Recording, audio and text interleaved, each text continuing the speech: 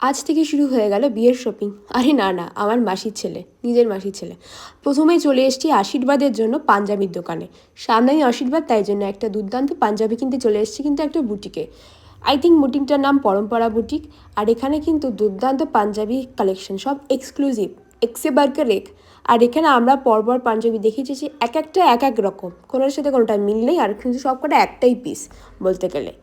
এখানে ও তো লাস্টে এটা একটু পছন্দ করলো, তারপরে আরও কালেকশন থেকে না, ওটাই ওর মন পড়ে গেছে।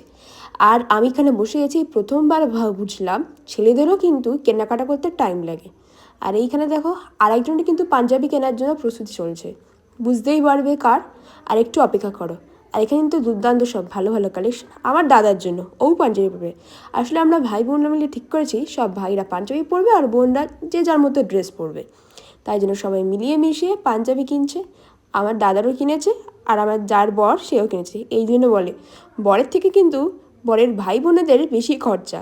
তারপর এখানে কেনাকাটা সেরে চললাম শাড়ি কিনতে, দেখার জন্য এক্সাইটেড তো।